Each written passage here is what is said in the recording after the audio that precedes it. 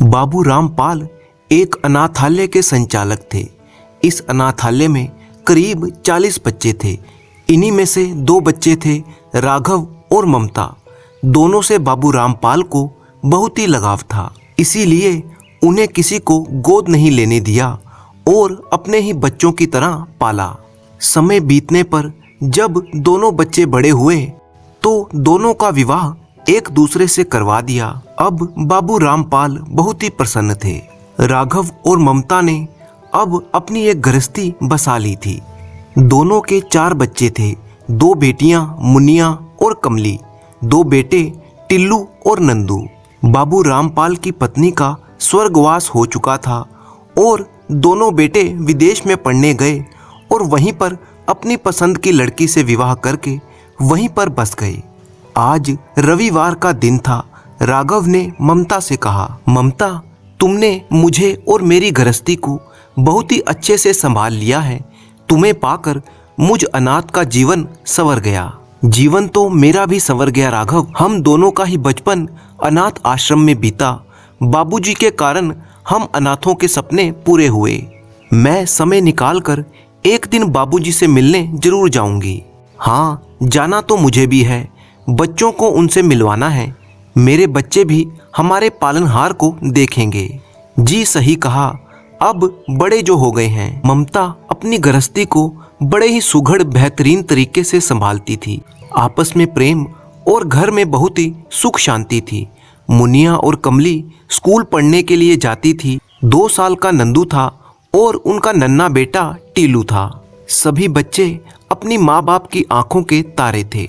राघव बाबू रामपाल को टिल्लू के जन्म की मिठाई देने चला आया। अरे राघव, आओ आओ, बैठो बेटा। ममता और बच्चे कैसे हैं? सब कुशल मंगल है, आपके आशीर्वाद से बाबूजी। आप बताइए, आप कैसे हैं? बस बेटा, जिंदगी चल रही है। मेरे दोनों बेटे विमल और विक्रम कनाडा में हैं। दोनों पढ़ने के लिए गए थे और फिर वहीं नौकरी करने लगे और अपनी पसंद से शादी करके हमेशा के लिए वहीं पर बस गए। और फिर आप जाते हैं उनके पास? नहीं, मैंने संबंध खत्म कर दिए। क्यों बाबूजी, ऐसा क्या हुआ? बाबू रामपाल राघव को अपनी आप बीती सुनाने लगे कि कैसे उनके बेटों ने उन्हें छोड़ दिया और बताया बच्चों को पढ़ने विदेश भेजा तो वहीं के रंग में रंग गए और वहीं शादी करके बसने का फैसला कर लिया। एक दिन फोन आया था विमल का और वो कहने लगा, पापा, हमने अपनी पसंद की लड़की से शादी कर ली है। जूलिया बहुत ही अच्छी है। मैं उसके साथ बहुत ही खुश हूँ। विक्रम ने भी शादी कर ली है। अब हम दोनों यहीं पर सेटल हो जाएंगे। हमने फैसला किया है कि अब हम लोग यहीं पर रहेंगे। पापा, आपको और माँ को हमारे साथ रहना है तो सब कुछ बेचकर यहाँ पर आना पड़ेगा। मैंने कहा, तुम लोगों ने सोच भी कैसे लिया कि मैं अपना घर बार और देश छोड़कर तुम लोगों के साथ रहने आऊंगा? तुम लोगों ने इतना बड़ा फैसला ले लिया और अपने माता पिता को कुछ बताना जरूरी नहीं समझा। इसका मतलब तुम्हारी नज़र में तो हमारी कोई अहमियत ही नहीं है। फिर वहां पर आकर क्या फायदा? तब मेरे बेटे ने कहा, पिताजी, आप बात का बतंगड़ बना रहे हैं। आपको आना है तो ठीक है, नहीं आना तो भी ठीक है। मैंने कहा, अच्छा ऐसी बात है तो तुम लोग भी सुन लो। मर गए आज से तुम दोनों हमारे लिए। मेरी पत्नी जया तो बच्चों से दूर होने का सदमा सहन ना कर सकी और हार्ट अटैक से भगवान को प्यारी हो गई। बस तब से मैं अनाथ आश्रम के बच्चों के साथ ही समय बिता रहा हूँ। ओह, यह तो भैया लोगों ने अच्छा नहीं किया। अच्छा बाबूजी, मैं चलता हूँ। कोई ज़रूरत हो तो बताइएगा। हाँ ठीक है राघव। रुको राघव जी, कहिए, तुम अपने परिवार को लेकर यहीं क्यों नहीं आ जाते? मुझे भी परिवार मिल जाएगा। परंतु बाबूजी, किंतु परंतु कुछ नहीं, तुम आ रहे हो बस। राघव मना नहीं कर पाया और उनके साथ हंसी खुशी रहने लगा। अकेलापन दूर करने के लिए राघव का परिवार बाबू रामपाल के पास आ तो गया था, परंतु ये खुशियां बस कुछ दिनों तक ही रहीं। एक सड़क दुर्घटना में राघव और ममता की मौत हो गई। बाबू रामपाल एक बार फिर से अकेले हो गए। ऊपर से राघव के 4 बच्चे। बच्चों की किलकारियों से गूंजते हुए घर की खुशियों को न जाने किसकी नजर लग गई। एक दुर्घटना ने बच्चों के सिर से माँ बाप का साया मिटा दिया था। मुनिया और उसके भाई बहन अनाथ हो गए थे। राघव और ममता अनाथ थे, उनका कोई सगा संबंधी नहीं था। आश्रम के संचालक बाबू रामपाल के द्वारा ही दोनों का विवाह हुआ था। उन्होंने ही उन दोनों का अंतिम संस्कार किया। अब सबसे बड़ी समस्या बच्चों के लालन पालन की थी। नन्ही मुनिया अनाथ होते ही एक रात में ही बड़ी हो गई थी। कभी टिल्लू को दूध पिलाकर सुलाती, कभी नंदू को बहलाती, कभी कमली के आंसू पोंछती। नन्ही मुनिया अपने भाई बहनों की छोटी माँ जो बन गई थी। बाबू रामपाल भी अब अनाथालय के संचालक पद से रिटायर हो चुके थे। मुनिया स्कूल की बस आ गई, जल्दी चलो। अरे ये क्या मुनिया, अभी तक तुम तैयार नहीं हुई? क्या तुम्हें स्कूल नहीं जाना? नहीं बाबूजी, मैं चली जाऊंगी तो टिल्लू को कौन देखेगा? मैं संभाल लूंगा उसको। तुम अपने भाई की चिंता मत करो और जल्दी से तैयार हो जाओ। नहीं बाबूजी, टिल्लू आपके पास आते ही रोने लगता है। वो सिर्फ मेरे और माँ की गोद में ही चुप रहता था। आप बताइए कैसे 5-6 घंटे अकेले संभालोगे? नहीं, मैं उसको छोड़कर नहीं जाऊंगी। बाबू रामपाल निरुत्तर हो गए। सोचने लगे, मुनिया सही तो कह रही है। नंदू और कमली तो मुझसे घुल मिल गए हैं, परंतु यह बहुत ही छोटा बच्चा है। वह बोले, तुम्हारी बात तो सही है मुनिया, पर जीवन में बेटा पढ़ाई भी बहुत जरूरी है। मेरी एक बात तुम्हें माननी ही होगी। वो क्या बाबूजी? मैं तुम्हें अनपढ़ नहीं रहने दे सकता, पढ़ना तो होगा ही। तो आज से हम दोनों टिल्लू को भी संभालेंगे और स्कूल में तुम्हारी परीक्षा के विषय में बात करके आता हूँ। फिर मैं तुम्हें घर पर ही पढ़ाऊंगा। मुनिया हाँ कर देती है। बाबू रामपाल उसे घर पर ही पढ़ाने लगे। एक दिन अचानक सर्दियों की घनी काली रात में बाबू रामपाल के सीने में दर्द उठने लगा और वो बेहोश होकर गिर गए। बाबूजी, क्या हुआ आपको? मुनिया घबराहट में बिना गर्म कपड़ों के ही डॉक्टर को बुलाने दौड़ पड़ी। घने कोहरे की चादर में लिपटा हुआ छोटा सा कस्बा रामपुर, जहां सर्दियों के कारण सूनी सड़कों पर आती जाती इक्का दुक्का गाड़ियों और कुछ कामगारों का आना जाना लगा रहता था। ऐसी हाड़ कंपाती ठंड में एक नन्ही सी जान बाबू रामपाल के फैमिली डॉक्टर को बुलाने के लिए भागती जा रही थी। डॉक्टर श्रीकांत हाफती हुई मुनिया को देखकर चौंके। अरे क्या हुआ तुझे? और इतनी ठंड में स्वेटर क्यों नहीं पहना? डॉक्टर अंकल, पहले जल्दी से घर चलो, बाबूजी को कुछ हो गया है, मुनिया ने ठंड से कांपते हुए कहा। डॉक्टर को बुलाने गई मुनिया कपड़ों के नाम पर सिर्फ एक फ्रॉक पहने हुई थी। ठीक है चलो, पर गर्म कपड़े क्यों नहीं पहने? श्रीकांत ने पूछा। वो मैं सोने के लिए लेटी थी कि बाबूजी के गिरने की आवाज आई। उनकी हालत देखकर मैं डर गई और बस आपको बुलाने के लिए दौड़ पड़ी। ओह आओ, गाड़ी के अंदर बैठो, ठंड कम लगेगी। समय पर इलाज मिल जाने से बाबू रामपाल होश में आ गए और उनकी हालत में सुधार आने लगा। डॉक्टर श्रीकांत ने कहा, चिंता की कोई बात नहीं है। सीने में हल्के से दर्द को तुम हार्ट अटैक समझकर घबरा गए और बेहोश हो गए। अरे मुनिया, ये क्या, तुमने अभी तक गर्म कपड़े नहीं पहने? बीमार होना है। जाओ पहले गर्म कपड़े पहन कर आओ, श्रीकांत ने मुनिया को डांटते हुए कहा। और फिर बोले, रामपाल, किस्मत वाले हो जो भगवान ने तुम्हारे लिए इतनी प्यारी बच्ची भेज दी। अंधेरे के डर को छोड़कर अपनी परवाह किए बिना ठंड में मुझे बुलाने आ गई। सही कहते हो आप डॉक्टर, नन्ही सी माँ बहुत ही समझदार हो गई है। इतनी छोटी सी उम्र में इतना बड़ा दुख, बहुत बुरा लगता है मुझे।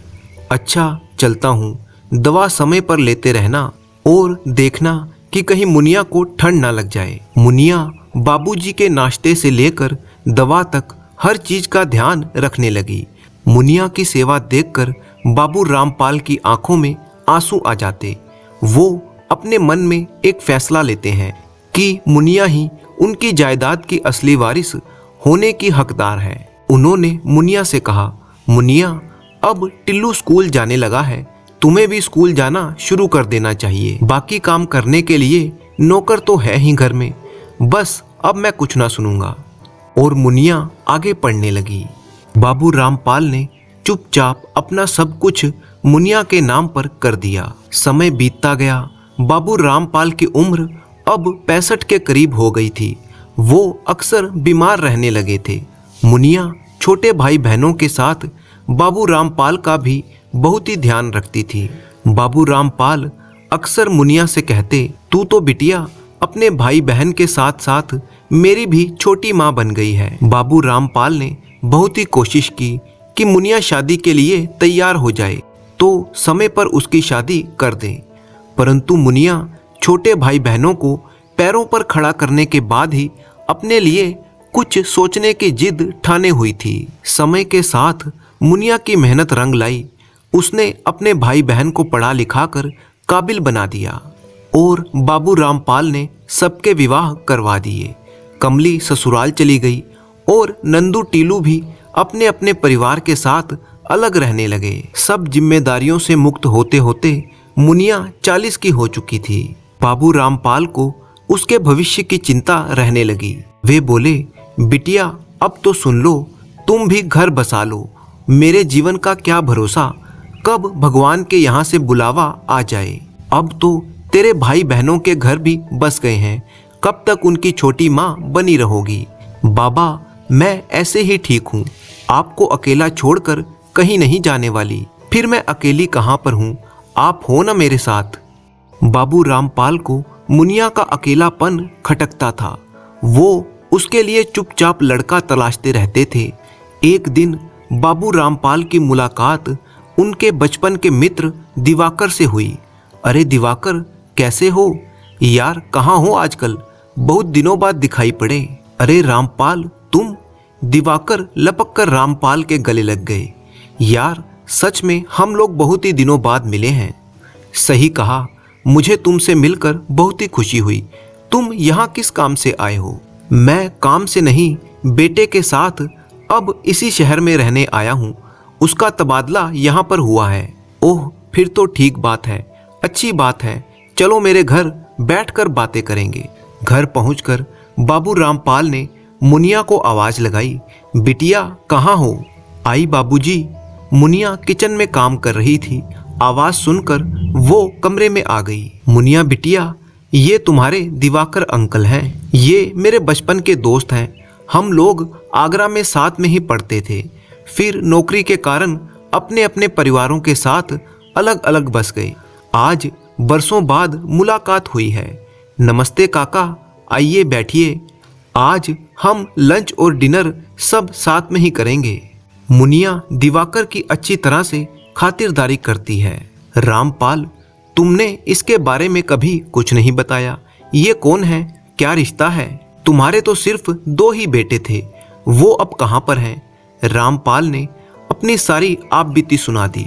दिवाकर, बस मुनिया ही अब मेरे बुढ़ापे का सहारा है। बहुत स्नेह करती है मुझसे और मेरे कारण शादी नहीं कर रही, क्योंकि मुझे अकेला छोड़कर नहीं जाना चाहती। मैं चाहता हूँ मेरे जीते जी इसका घर बस जाए तो मैं चैन से मर सकूं। हाँ सही कहते हो तुम, उसे भी उसके परिवार का सुख मिलना चाहिए। एक बात कहूँ, बुरा तो ना मानोगे? क्या? निसंकोच कहो। मेरी बहू अब इस दुनिया में नहीं है। बहू 2 बेटियों की जिम्मेदारी छोड़कर एक गंभीर बीमारी के कारण भगवान को प्यारी हो गई। इस बात को 6 महीने हो गए हैं। जय दूसरी शादी से डरता है, बेटियों के साथ कहीं कुछ गलत ना हो जाए। अगर तुम कहो तो मैं जय से बात करूं। मुनिया को देखकर इतना तो समझ में आ गया है कि वो दूसरों को सिर्फ प्यार देना जानती है। बाबू रामपाल दिवाकर की बात सुनकर बड़े खुश हो जाते हैं। यार अगर ऐसा हो जाए तो बहुत ही अच्छी बात होगी। वैसे भी अब उसकी उम्र को देखते हुए कोई तलाकशुदा या जय जैसा वर ही उसे मिल सकता है, तो फिर दोनों को मिलवा देते हैं। क्या बोलते हो? एक दूसरे को समझे बगैर तो रिश्ता संभव नहीं है। हाँ तुम जय से बात करो, मैं मुनिया से बात करने की कोशिश करता हूँ। बाबू रामपाल ने मुनिया को समझा बुझाकर एक बार जय से मिलने के लिए तैयार कर लिया। मुनिया जब जय की 5 साल की बेटी रिया और 2.5 साल की बेटी गुंजा को देखती है तो भावुक हो जाती है। मुनिया का एक नाम मिन्नी भी था, जो उसके स्कूल और कॉलेज के सर्टिफिकेट तक ही सीमित था। घर में तो वो सबकी प्यारी मुनिया ही थी। जय ने कहा, मिन्नी, मेरी जिंदगी की सच्चाई तुम्हारे सामने है। मुझे मेरी बेटियों को माँ का प्यार दे सके ऐसा जीवन साथी चाहिए। अगर तुम हाँ कहती हो तो वादा रहा कि हर हाल में तुम्हारे साथ खड़ा रहूंगा। जय, तुम्हारा डर मैं समझ सकती हूँ। माँ बाप के बिना जिंदगी क्या होती है मुझसे बेहतर कौन समझ सकता है। भगवान की दया से बच्चियों के सिर पर पिता का साया तो सलामत है। मुझे भी ऐसा जीवन साथी चाहिए जो इस पीड़ा को समझकर मुझे बाबूजी के प्रति मेरे कर्तव्य पूरा करने से ना रोके।